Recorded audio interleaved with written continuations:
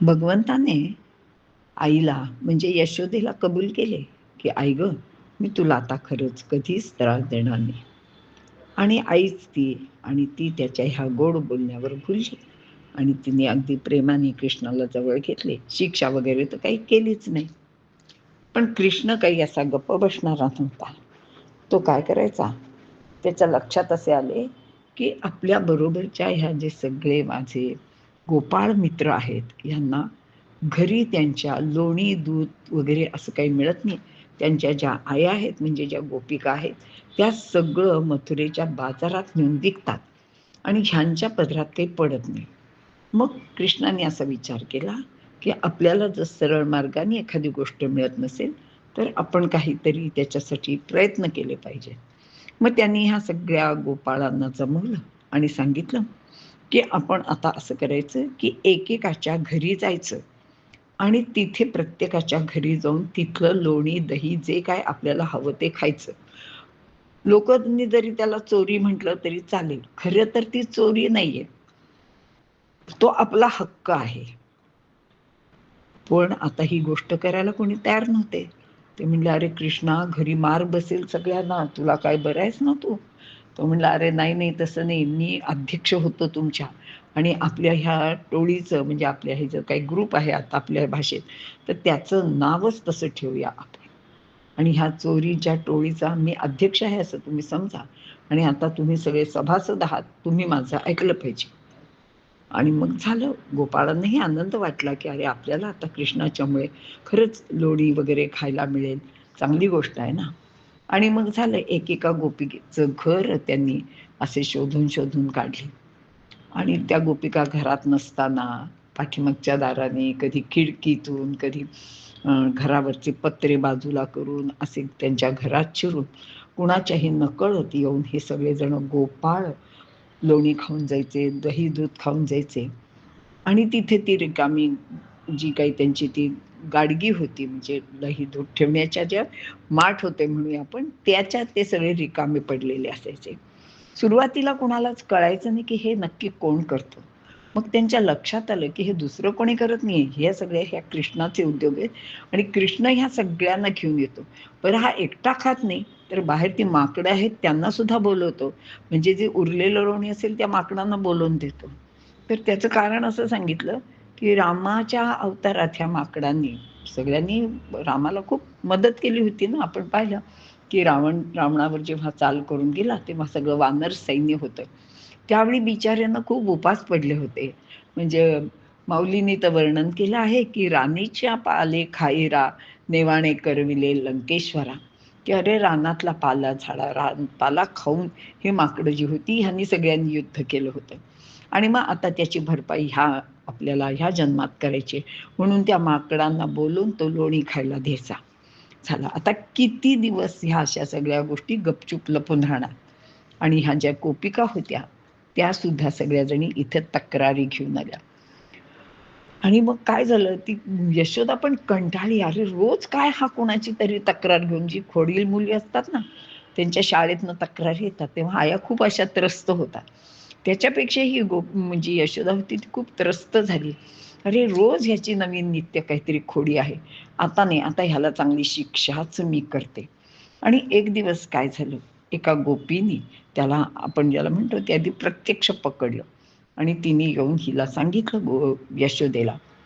तर ती आधी तर यशोदेला कधी खरंच वाटायचं. ती म्हणायची, "माझ्या घरात इतकं लोणी वगैरे असताना माझा मुलगा येऊन तुमच्याकडे कशाला चोरी करेल? काही पण आपलं माझ्या गरीब मुलावर तुम्ही आळ घेता." पण एक दिवस असा होतो, की प्रत्यक्ष यशोदेच्याच घरात हे सगळे येऊन चोरी करतात.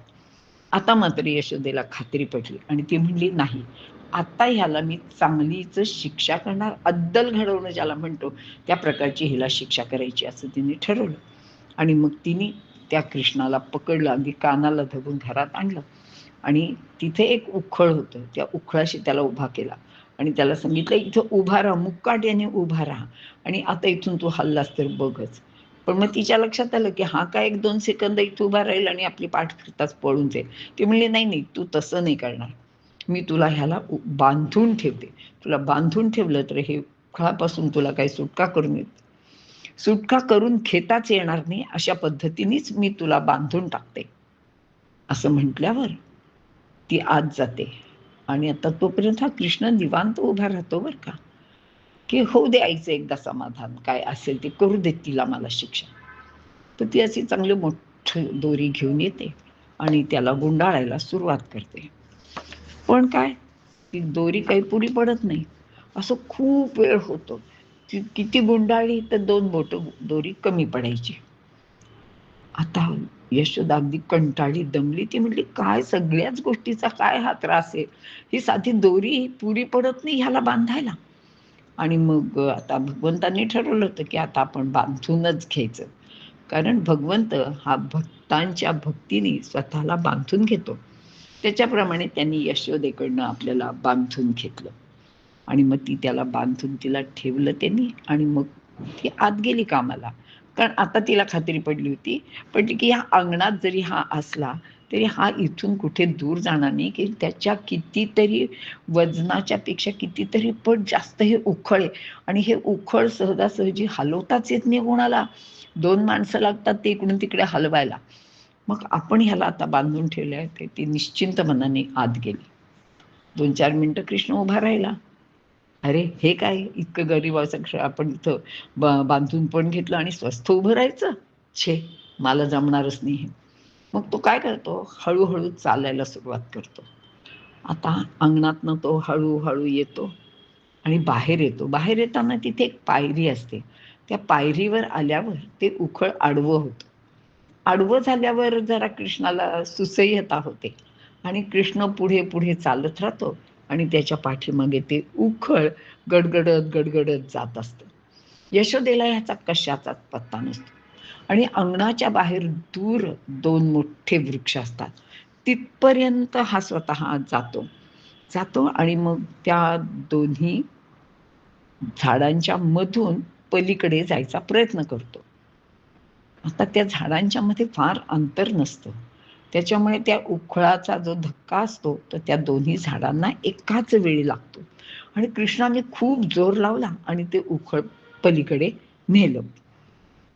पण आता ते नुसतं उखळ पलीकडे गेलं नाही, कारण की त्या दोन्ही झाडांना जोरदार धक्का बसला होता आणि असे झाल्यावर ती दोन्ही झाडं कडाडकन आवाज करून खाली पडली. म्हणजे मुळापासूनच उखडली गेली ती आणि त्याच्यातनं प्रचंड मोठा आवाज झाला. आवाज झाल्यावर सगळे लोकांना काही कळेना कुठे काय आहे, काय होतंय. पण तोपर्यंत त्या झाडातून 2 सुंदर असे पुरुष बाहेर आले आणि त्यांनी भगवंताला नमस्कार केला. ते 2 वृक्ष म्हणजे कुबेराचे नलकुवर आणि मणिग्रीव नावाचे पुत्र होते. नारदाच्या शापाने ते जड असे वृक्ष योनीत आले होते आणि श्रीकृष्णाच्या चरणस्पर्शाने यांचा उद्धार झाला होता. कृष्णाला वंदन करून ते स्वधामी परतले. आता आपण या दामोदर लीलेचा अर्थ पाहूया. दाम म्हणजे दोरी, उदर म्हणजे पोट. क्षुधा म्हणजे भूक ही जीवाला विषयाने बांधून टाकते. विषयांच्या मगरमिठीतून सुटण्यासाठी प्रेमाने व निष्ठेने भगवंताचे नाव घ्यायला लागते. त्या पुण्याईमुळे मगच आपल्याला पुढील जन्म चांगला मिळतो. अर्थातच यशोदेच्या बाबतीत हे घडलेच होते. तिने पूर्वजन्मात भगवंताचे नाम घेतले होते आणि त्या पुण्याईनेच हा भगवंत तिच्याकडे पुत्र रूपाने आला होता. आता भगवंताला दोरीने उखळाला बांधले होते. विचार करा, अशा बांधलेल्या अवस्थेत कृष्ण झाडाजवळ कसा आला आणि ही झाडे तरी पडली कशी? पण ते प्रत्यक्ष घडले मात्र होते आणि झाडे पडताना खूप मोठा आवाजही झाला होता. आवाज ऐकून नंद आणि इतर गोप तिथे धावतच आले. ते सर्व पाहून अनेक जण तर यशोदेला दोष देऊ लागले. अरे, ही अशी कशी आई आहे? एवढ्या छोट्या सुकुमार मुलाला असे कोणी बांधते का? पहा बरं आता हे काय घडले. याला काही लागले असते, ह्याच्या जीवाचे काही बरे वाट झाले असते, ह्याच्या जीवावरच बेतले असते तर काय झाले असते. मात्र नंद कृष्णाजवळ जातात, त्याच्या दोऱ्या सोडून टाकतात, त्याला उचलून कडेवर घेतात. घरात जाऊन पाहिले तर त्याच्या पोटावर वळ उठलेले असतात. त्या तीन लालसर रंगाच्या रेखा पोटावर आता स्पष्ट दिसू लागल्या होत्या. या तीन रेषा म्हणजेच सत्व रज तम या त्रिगुणांना भगवंताने पोटात घेतले आहे असा एक अर्थ सांगितला जातो. किंवा याचा दुसरा एक अर्थ असाही सांगतात की याच्या उदरात तिन्ही लोक म्हणजे पृथ्वी, स्वर्ग आणि पाताळ सामावलेले आहेत. काहीही असो, पण ही दामोदर लीला एक विलक्षण अशीच लीला आहे.